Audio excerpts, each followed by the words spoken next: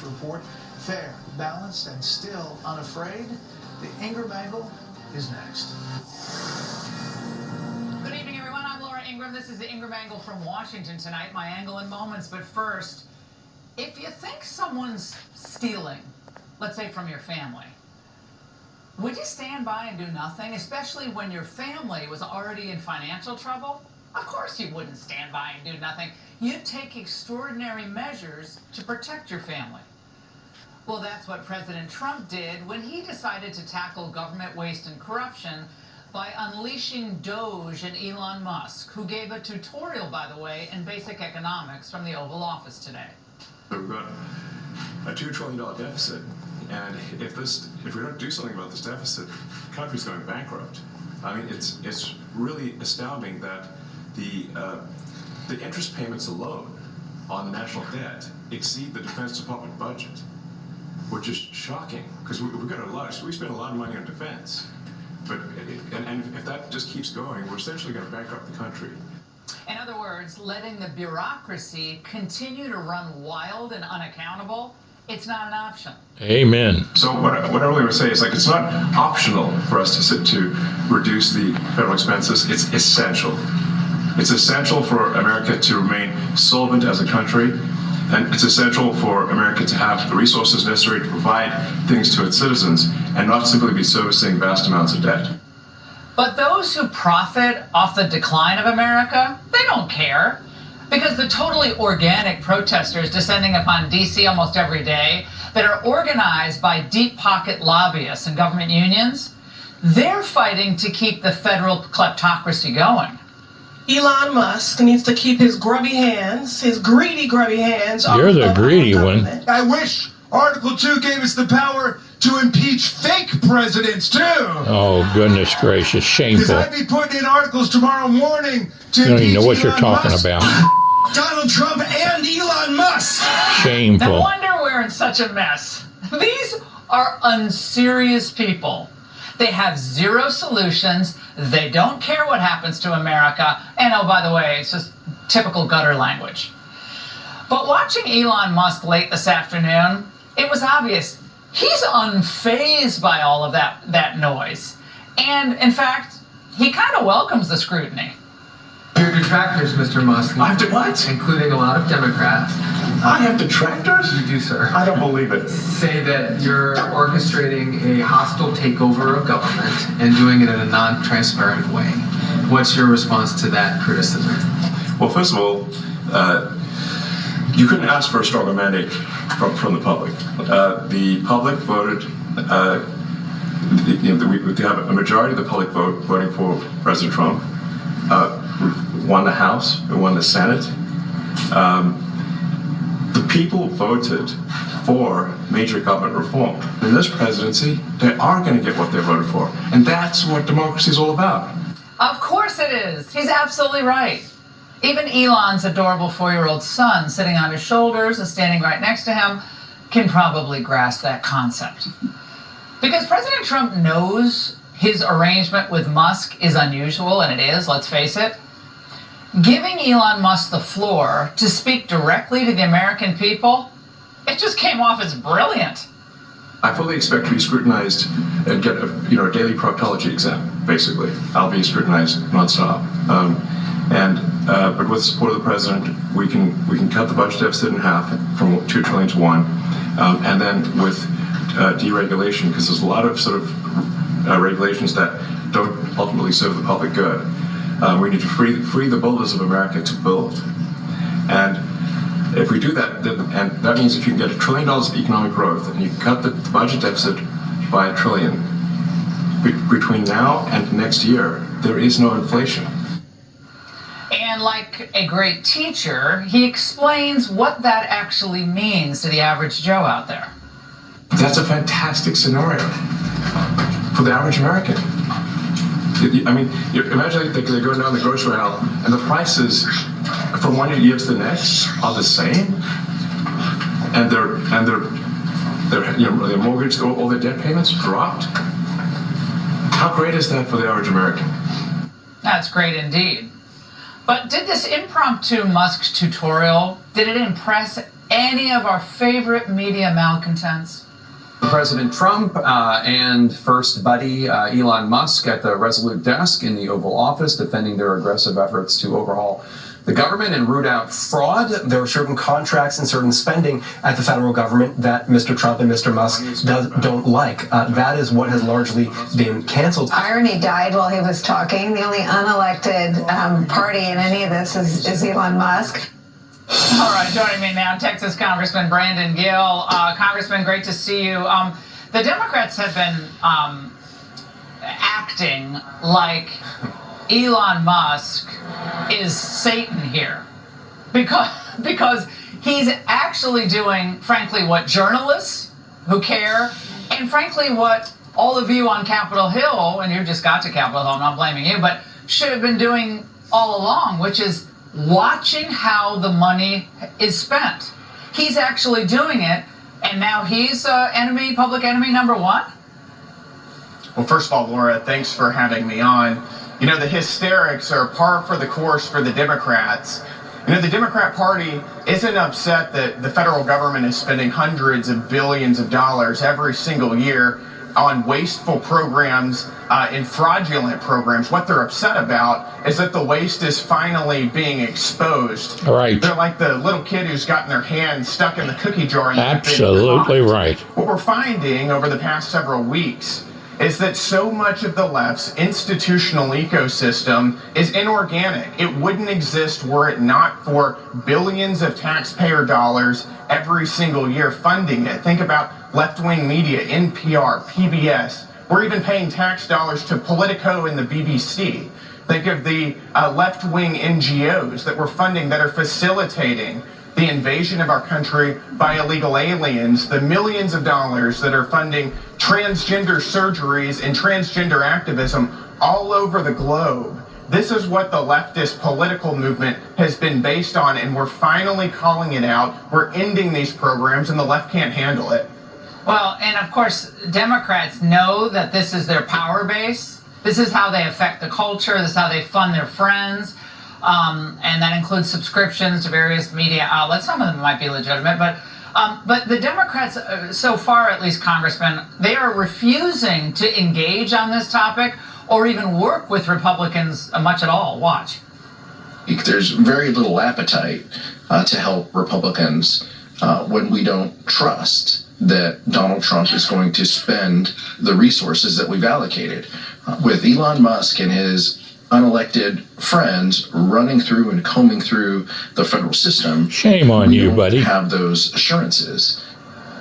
Where were you in the last 4 years under Biden? Well, I find it funny that the Democrats are obsessed with Elon Musk being unelected. The entire point of the Doge process is to bring accountability back to the unelected administrative state. Laura, over the past several decades, Congress has abdicated power to a growing bureaucracy that is metastasizing, called the swamp. Acting against the and I was up there with Congressman John Breckinridge, and we saw it. Reining that in, first by exposing the waste and the corruption, and then the next step is going to be defunding these agencies or abolishing them outright. Yeah, Congressman, let me jump in here, though, because Congress can actually do a lot more, and thank God we have someone who's volunteering his time when he's, richest person in the world and has a lot of other things he could be doing, but thank God we have him. But Congress actually could step in, could it not, and amend the Administrative Procedure Act, which is at the heart of a lot of these legal challenges. We're going to get to some of that later on, but Congress can do a lot more to pull back the accountability and pull back authority from these agencies that, frankly, they've delegated an enormous amount of authority to over decades. Before you were even born, this was going on. From a hidden bureaucracy. This has been happening for decades, Congressman. That's exactly right. It has been happening for decades, and I think that we will be making moves to rein in this on a statutory basis. I'm part of the DOJ subcommittee of the Oversight Committee, and we're getting started very fast. We have a hearing tomorrow where we're going to be going over fraud in Medicare and Medicaid, and that's only the first step. But you're exactly right. We have our work cut out for us. And let me remind you, Laura, that this is an incredibly popular movement from the Republicans. 70% of Americans believe that President Trump is doing what he said he was going to do on the campaign trail. His approval rating is at 53% right now, higher than it was in his first term. Elon Musk and the Doge movement is polling higher than President Biden did in his final week of office. This is what the American people want. And Congressman, are you the youngest congressman currently serving in the U.S. government? Is that right? I'm the youngest Republican. Youngest Republican. And a Dartmouth College graduate. Thank you very much. Brandon, thank you very much. Congressman, we appreciate it. All right, first Doge went after dozens of DEI offices, then USAID, then CFPB, then the NIH, and now it's working its way through my old haunt, the Department of Education. And it's like millions. And again, wasteful spending has been going on for decades. It's only gotten worse. And now it looks like FEMA, the Federal Emergency Management Agency, might be next under the Doge guillotine. Now, Trump is writing on Truth Social that the Biden-run FEMA has been a disaster. FEMA should be terminated. Individual states should handle storms, etc., as they come. Big savings and far more efficient. Getting rid of FEMA would be huge. The agency's 2025 budget, $65 billion. It employs, however, more than 20,000 people nationwide. But remember, after Hurricane Helene, FEMA left Americans stranded. We drove by people living in tents for months and months, and these people depended on FEMA to help them, and they were left high and dry. And after Hurricane Milton, we saw how hugely biased the agency came across when an employee told relief workers, skip the homes with the Trump flags. Isn't that nice?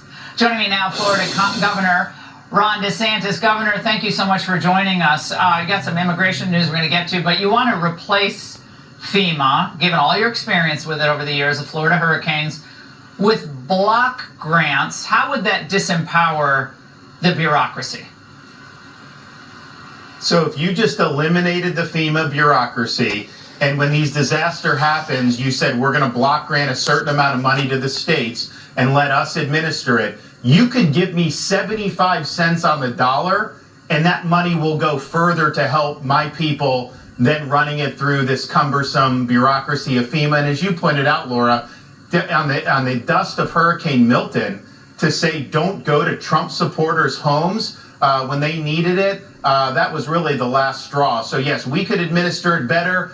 We would be able to do it far cheaper than FEMA does, and our constituents would be able to get response. It's interesting, when these storms happen, we do the prep at the state and local level. We do the response, search and rescue, help with the power restoration, all the key things. And people are happy with that in Florida. It's then when they have to start dealing with FEMA and how that interacts with local government that people just want to pull their hair out. So I think the president's right. Eliminate the bureaucracy, block grant us the money. It'll save taxpayer dollars, but it'll actually benefit people in need more.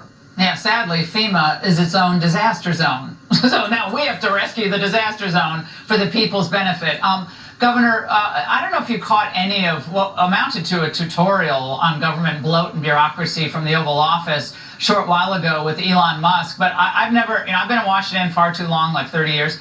I have never seen someone hold court as he did in front of I guess, I don't know how many media people there. He had his little son who was kind of squirming, as adorable as he was. He didn't miss a beat. And the naysayers at the end of it could only say, oh, well, he's unaccountable, Governor. He doesn't have any vetting. There's no vetting of Elon Musk. What is your reaction to his role here and how it's playing out?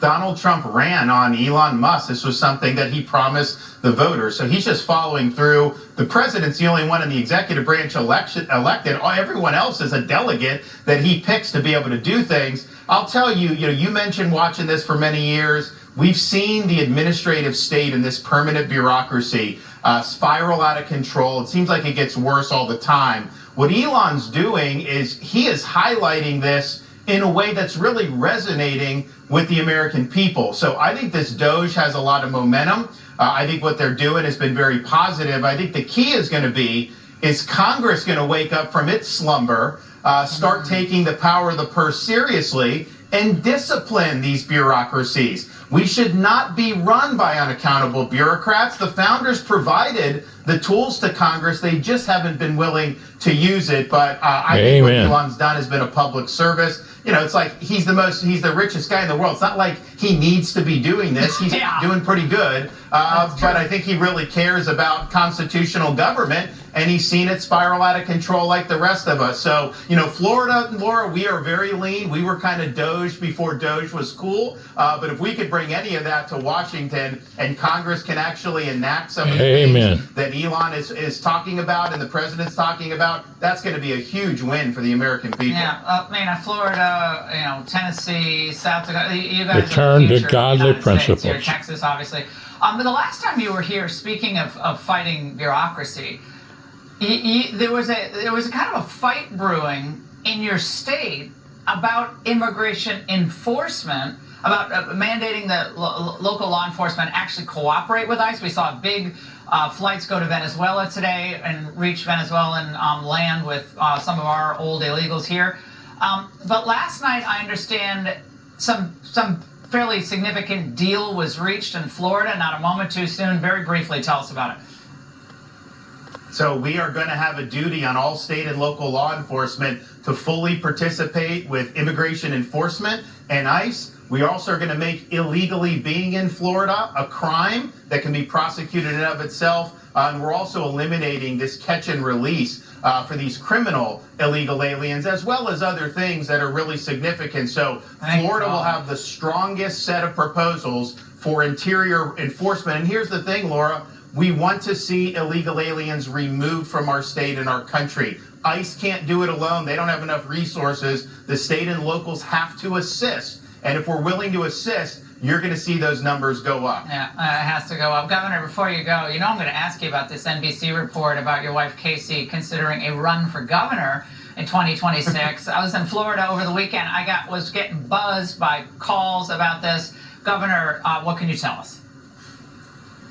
Well, people have been asking her to do this for so long and run for office. She's a force of nature. I think people look at it, they say, well, the governor won by 20 points. Obviously, Casey would do better because she's so much better. But it's not something that she's seeking out. I think a lot of people are just concerned about the future of the state. But this is not anything new. People have been asking her to do this for a long time. But she's not seeking to do anything. But it's flattering that people are asking her to do it. Have you talked to President Trump about this, or any conversation at all about what he might think about this? Or no, I haven't. I mean, I know he thinks he respects the First Lady very much, and everybody does in Florida. I mean, she's done a remarkable job for the state. She's obviously a great wife and mother to 3 kids, and she has an inspirational story of overcoming a cancer diagnosis, fighting through that, and coming out stronger on the other end. And, you know, she's one of the rare political spouses. Even though I'm probably the most conservative governor in the country, she may even be more conservative than me. I think so. I know Casey. I think she actually might be. You know, she's just going to be a better governor than you, Governor. I mean, come on. Like, we know. You can't win. You have to compliment Casey and compliment. It's the battle of the DeSantises. Sounded like a campaign commercial there, Governor. Your little spiel there. We appreciate it, Governor. Thank you very much. All right, the free ride is over. My Angle Explains next.